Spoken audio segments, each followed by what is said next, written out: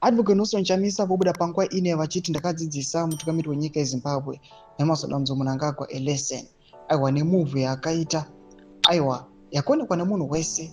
Vamwe vakati aiwa Nelson Chamisa azodhamba macitizens, but akaona kuti ndo the only move yakanga iri imminent, yaito plan rakanga ritori nemusoro panguva iyoyo rekusiya aiwa the Citizen Coalition for Change onche neMDC. Don't subscribe or like on the bell icon.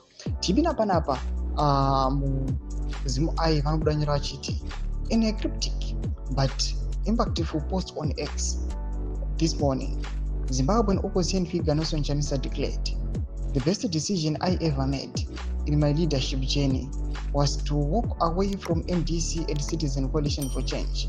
You will thank me later."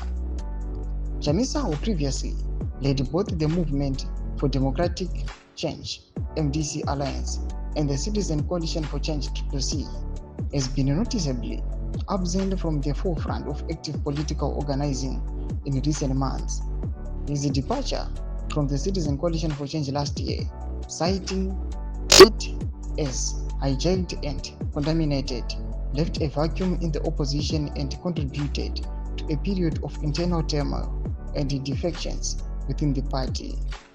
The ex-post, short yet laden with innuendo, offers no immediate clarity on what future actions might prompt his followers to thank him later. Thomas Karubuda panguva ino anoona kuti Nelson Chamisa anoadhesa musoro asachiti aiwa vagari munyika yeZimbabwe muchanditenda zvenyu mumazuva ari kudarika, but panguva ino vanhu vazoshanzozoti tichamutenda nei, aiwa tichamutenda chii chaitika, aiwa Advocate Nelson Chamisa ane zvaakaronga here, zvaari kuona kuti aiwa zvinogona kubuda bhobho. Tudze mafungiro enyu muri kudii pamusoro pechitiko ichi. Pinda kumasekisheni yedu mafungiro enyu, subscribe or like, hit the bell icon.